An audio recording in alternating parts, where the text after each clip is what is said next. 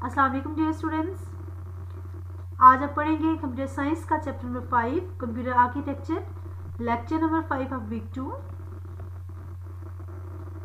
Students, आज हम discuss करेंगे रोम के बारे में कि रोम क्या होता है, उसकी डिफरेंट टाइप्स क्या होती हैं। ये आपने लॉन्ग क्वेश्चन करना है कि what is ROM and discuss its different types. यहाँ पर बेटा आप रोम की देख सकते हैं शेप्स, ये इसकी चिप्स हैं, रोम चिप्स हैं ये वाली, ठीक है।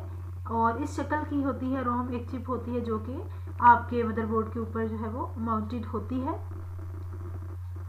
स्टूडेंट्स, पहले हमने पढ़ा था रैम के बारे में लास्ट टाइम, जो हमारा पिछला लेक्चर था, और वहाँ पे हमने पढ़ा था कि रैम एक चिप होती है और उसके अंदर ट्रांजिस्टर्स और कैपेसिटर्स होते हैं जिनके अंदर डेटा जो है वो स्टोर होता है। और यहाँ पर देखें आप, ये चिप्स जो हैं वो इस तरह की थी रैम चिप्स, और अभी जो रोम यूज़ हो रही है वो इस तरह की उसकी चिप्स हैं, ठीक है। ये वाली रोम चिप है और ये वाली रैम चिप है। रोम क्या होता है? ROM stands for read only memory. ROM को रीड ओनली मेमोरी क्यों कहा जाता है? रोम को रीड ओनली मेमोरी इसलिए कहा जाता है कि इसमें most of the time data को रीड किया जाता है, इसमें से ज़्यादातर डेटा को रीड किया जाता है। इसमें इंस्ट्रक्शंस को राइट भी करते हैं, लेकिन जो राइट करते हैं वो कम करते हैं, और रीड हम इसमें से ज़्यादा करते हैं। फ्रीक्वेंटली इसमें से डेटा रीड किया जाता है, इसकी वजह से हम इसे रीड ओनली मेमोरी कहते हैं। और इसमें डेटा या इंस्ट्रक्शंस होती हैं जो डिफरेंट काम सर अंजाम देती हैं। This instructions can only be read but can not be changed और डिलीटेड। ये कुछ जो रोम्स कुछ टाइप होती है रोम की, उसमें ऐसा ही होता है कि हम उसमें से इंस्ट्रक्शन रीड कर सकते हैं लेकिन इसको चेंज या डिलीट नहीं कर सकते।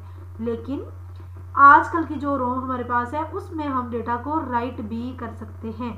रोम्स में, अब रैम में जो डेटा इंस्ट्रक्शंस होता था वो टेम्परेरी तौर पर स्टोर होता था, वो वोलेटाइल मेमोरी थी, ठीक है।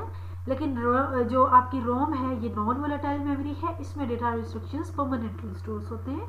और जब आपका कंप्यूटर ऑफ भी होता है तो जो इंस्ट्रक्शंस रोम के अंदर होती हैं वो लास्ट नहीं होती, इसीलिए हम इसे नॉन वोलेटाइल मेमोरी कहते हैं, ठीक है। क्योंकि इसमें जब कंप्यूटर ऑफ करते हैं तो इसमें इंस्ट्रक्शंस लॉस्ट नहीं होती हैं, ठीक है। और इसकी स्टूडेंट्स एग्जांपल हम देख सकते हैं, जैसे हमारा जो आपके कंप्यूटर का जो बायोस सिस्टम है, बेसिक इनपुट आउटपुट सिस्टम, यहाँ पे आप देख सकते हैं ये रोम चिप्स हैं, ठीक है। ये उसके ऊपर, ये मदरबोर्ड के ऊपर माउंटेड है रोम चिप्स, ठीक है। और अब ये क्या होती है कि आपके कंप्यूटर का जो बायोस सिस्टम होता है, बेसिक इनपुट आउटपुट सिस्टम, जो कि चेक कर रहा होता है कि सारे के सारे हमारे input devices output devices attach हैं, नहीं है, कोई चीज़ मिसिंग तो नहीं है, कोई केबल वायर्स लगी हुई हैं या नहीं लगी हुई। तो ये हमारा बायोस सिस्टम जो होता है ये एक रोम चिप होती है जिसके ऊपर इंस्ट्रक्शंस लिखी हुई होती हैं, ठीक है। और ये most of the time read की जाती है, यानी कि जब भी आप कंप्यूटर ऑन करते हैं या रीस्टार्ट करते हैं, जब भी बूटिंग करते हैं कंप्यूटर की, स्टार्ट या रीस्टार्ट करते हैं, तो तब ये वाली इंस्ट्रक्शंस लाजमी पहले एग्जीक्यूट होती हैं, ठीक है। तो ये आपकी एग्जांपल है रोम की, ठीक है। इसी तरह डिफरेंट जो आपके बेटा VCRs हैं या हार्ड ड्राइव्स हैं या और डिफरेंट तरह के हार्डवेयर्स होते हैं, ठीक है, डिफरेंट मशीन्स होती हैं, उसमें क्या होता है, उसमें एक आपका फर्मवेयर होता है, ठीक है। और उस फर्मवेयर के अंदर जो है वो छोटी सी जो चिप लगी होती है, उसके अंदर रोम भी होती है जिसके अंदर इंस्ट्रक्शंस होती हैं, और वो मैन्युफैक्चरर या कंपनी जो बनाने वाली होती है उन डिवाइसेस को, वो क्या करती है, उसमें इंस्ट्रक्शंस राइट कर देती हैं और फिर उसको बार बार सिर्फ और सिर्फ रीड ही किया जाता है, ठीक है। लेकिन अभी की जो चिप्स हमारे पास अवेलेबल हैं उनमें यूज़र जो होता है वो डेटा को राइट भी कर सकता है, रेज भी कर सकता है।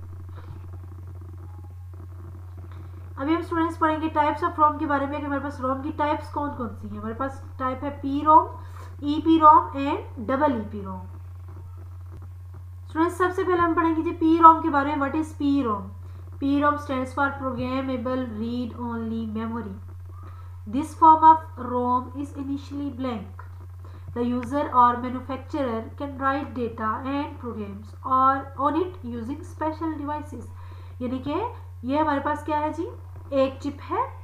ये पहले सबसे पहले ये इसमें क्या होता है कि ब्लैंक चिप होती है, बिल्कुल ब्लैंक चिप होती है। अब जो कंपनी है, कोई भी कंपनी, वो जो आपके कंप्यूटर्स की कंपनी है वो इसमें डेटा जो है वो राइट कर सकती है, ठीक है। इंडस्ट्रियल कंपनी जो है, वो मैन्युफैक्चर कंपनी जो है वो इसमें डेटा को राइट कर सकती है, कुछ भी इंस्ट्रक्शंस लिख सकती है। इसके अलावा जो यूज़र होता है, अगर ऐसे यूज़र्स हैं जिनको इंस्ट्रक्शंस का पता होता है, जो समझते हैं इस चीज़ को, वो भी यहाँ पर जो है इस चिप के ऊपर जो है डेटा को राइट कर सकते हैं, ठीक है। लेकिन अब एक दफ़ा राइट हो गया, इनिशियली ब्लैंक चिप थी, डेटा राइट हो गया, यूज़र ने या मैन्युफैक्चरर ने डेटा को राइट कर लिया। अगर इसमें कोई एरर आ जाता है, if there is any error in writing instructions, the error can not be removed from P ROM, the chip becomes unusable. यानी कि इसमें क्या होता है कि अब आपने इस चिप के ऊपर डेटा राइट कर लिया, अब आप दोबारा इसको रेज नहीं कर सकते। अब अगर आपने इसको रेज किया तो ये चिप जो है क्या हो जाएगी, यूजलेस हो जाएगी। ये चिप अब दोबारा किसी काम की नहीं रहेगी, आपको दोबारा से अनदर चिप जो है वो यूज करनी पड़ेगी अगेन डेटा को राइट करने के लिए। ठीक है स्टूडेंट्स, नेक्स्ट हमारे पास जो रोम की टाइप है वो है EPROM. EP Rome stands for erasable programmable read only memory, और इसको यूवी ईपी रोम भी कहते हैं। UV stands for ultra violet. ठीक है, तो अब इसे क्या कहते हैं, this form of ROM is initially blank, the user और manufacturer can write data and program using special devices. ठीक है, लेकिन उसके बाद क्या होता है कि the data and programs written on it can be raised with special devices using ultraviolet rays. The user then can write a new program on it. यानी कि इसमें क्या होता है कि आप जो है वो इनिशियली ब्लैंक होता है। ठीक है, ये ईपी रोम आपकी इस तरह की चिप होती है, ये ठीक है, इसकी इस तरह की होती है चिप, और ये चिप इनिशियली ब्लैंक होती है। जो यूज़र होता है या मैन्युफैक्चरर कंपनी होती है वो इसमें डेटा को राइट करती है। अच्छा, राइट करने के बाद आप इसमें अगर कहते हैं कि कोई एरर है, कोई बग है, कोई अपडेशन चाहते हैं हार्डवेयर में, डिवाइस में, ठीक है, अपडेशन चाहते हैं इंस्ट्रक्शंस में, अपडेट करना चाहते हैं डेटा को, तो क्या होता है कि आप इसको रेज कर सकते हैं, लेकिन रेज करते हैं अल्ट्रा वायलेट रेज के जरिए। अल्ट्रा वायलेट रेज जो है वही बहुत हाई पावर में आपको चाहिए होती है। ठीक है, और ये किसी इंडस्ट्रियल एरिया में ही किया जा सकता है, किसी इंडस्ट्री में ही जाके वहाँ पे इसको रेज जो है अल्ट्रा वायलेट छुआएँ जो है इसको चिप के ऊपर पड़ती हैं, तो जो आपका डेटा होता है वो रेज होता है। ठीक है, आपकी सूरज की होती है, वहाँ पे भी अल्ट्रावायलेट होती है, लेकिन वो इतनी मिकदार में नहीं होती, इसके लिए हाई पावर की अल्ट्रावायलेट रेज चाहिए होती हैं, और आपको जो है वो तकरीबन 40 मिनट तक इस चिप को जो है अल्ट्रावायलेट रेज के नीचे रखना पड़ता है, तब जाके इसमें से डेटा कम्प्लीटली रेज होता है। अब इसका एक नेगेटिव पॉइंट बेटा ये होता है कि अगर आप इसमें से कुछ डेटा, जैसे इसमें डेटा 8 बाइट्स का है, 8 बाइट्स का है, और अगर आप सिर्फ और सिर्फ 2 बाइट्स का डेटा डिलीट करना चाहते हैं, उसमें गलती है, तो आप 2 बाइट का डेटा डिलीट नहीं करोगे, आपको पूरे का पूरा 8 बाइट का डेटा डिलीट करना पड़ेगा। ठीक है, आपको पूरी की पूरी चिप जो है वो ब्लैंक हो जाएगी, आपके सारा डेटा रेज होगा, या तो डेटा रेज नहीं होगा तो सारा डेटा रेज होगा। ठीक है, यानी कि अल्ट्रावायलेट रेज के जरिए आप कुछ मखसूस डेटा नहीं रेज कर सकते, आप सारे का सारा डेटा रेज करोगे, फिर न्यू दोबारा से सारा डेटा लिखोगे। ठीक है, तो ईपी रोम में हमने क्या पढ़ा है कि इसमें डेटा रेज तो हो जाता है, लेकिन अल्ट्रावायलेट रेज के जरिए सारे का सारा डेटा रेज होता है, और दोबारा से आपको वो चिप ब्लैंक मिलती है, फिर आप दोबारा उस पर लिखते हो। ठीक है, लास्ट हमारे पास students double EP Rome. Double EP Rome stands for electronically erasable programmable read only memory. ठीक है, अब इसका नाम क्या है, इलेक्ट्रॉनिकली इरेजेबल। इसका मतलब ये है कि इसमें भी रेज आप डेटा कर सकते हैं, लेकिन कैसे कर सकते हैं। In this memory, user can raise and write instruction with the help of electrical pulses. If there is any error in the writing the instruction, the user can raise the content electronically using electrical pulses. अब ये जो होता है, अब P ROM में क्या था कि आप जब ईपी रोम में जब आप डेटा को रेज करवाना चाहते थे, तो आपको इंडस्ट्री में वहाँ पे हो सकता था, आम यूज़र के लिए पॉसिबल नहीं था। लेकिन यहाँ पे क्या है कि जो यूज़र है वो इलेक्ट्रिकल पल्सेस के जरिए इसमें डेटा बार बार जो है उसमें रेज भी कर सकता है और बार बार उसको राइट भी कर सकता है। तो ये निस्बतन उन सबसे ज़्यादा आसान है, लेकिन सबसे ज़्यादा महंगी भी है, कॉस्टली भी है, और आजकल यही जो है रोम मोस्टली जो है आपकी यूज़ होती है डिफरेंट डिवाइसेस में, आपके बायोस में, कंप्यूटर में। ठीक है, तो ये जो होता है उसमें कंटेंट्स को रीड भी किया जाता है और राइट भी किया जाता है। ठीक है, और इलेक्ट्रॉनिकली जो है इसमें डेटा को रेज किया जाता है, और इसका एडवांटेज ये है कि आप मखसूस डेटा को रेज कर सकते हैं। जैसे आपको मैंने कहा था ना कि जो ईपी रोम है उसमें आप अल्ट्रावायलेट रेज जब यूज़ करते हैं तो सारे का सारा डेटा डिलीट हो जाता है, लेकिन इसमें सारे का सारा डेटा डिलीट नहीं होता है। इसमें मखसूस 2 बाइट्स डिलीट करना चाहते हैं तो वही 2 बाइट्स डिलीट होंगे, जो 6 बाइट है वो सेफ रहेंगे, उसको आपने वो आप ना भी मतलब उनको आप वो सेफ रहेंगे, आपको उनको डिलीट नहीं करना पड़ेगा, और आप अगला जो डेटा लिखना चाहते हैं वो आप लिख सकेंगे। ठीक है, तो उसके कंटेंट्स को आसानी से हम मॉडिफाई कर लेते हैं।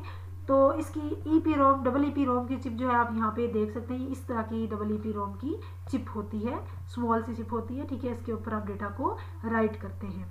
तो स्टूडेंट्स आज हमने क्या पढ़ा है, आज हमने पढ़ा है कि आपके जो रोम होता है क्या होता है और इसकी डिफरेंट टाइप्स कौन सी हैं। फिर हमने यहाँ पे रोम के बारे में पढ़ा कि रोम क्या होता है, ठीक है, रोम की डेफिनेशन। फिर टाइप्स ऑफ रोम, ठीक है, पी रोम के बारे में पढ़ा है, ठीक है। उसके बाद ईपी रोम के बारे में पढ़ा है। फिर उसके बाद हमने डबल ईपी रोम के बारे में पढ़ा है। आपने क्या करना है, आपने सारा जो एक लॉन्ग क्वेश्चन बनाना है और उसमें आपने रोम की सारी टाइप्स लिख लेनी है, ठीक है।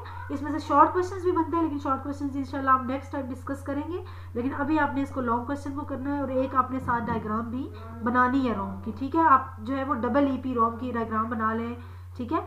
और आपने इस क्वेश्चन को अच्छे से राइट भी करना है और इसको याद भी करना है। होप सो आपको आज का लेक्चर समझ आया होगा। और अगर आपको कोई क्वेश्चन है तो आप लोग शेयर कर सकते हैं। Thank you so much.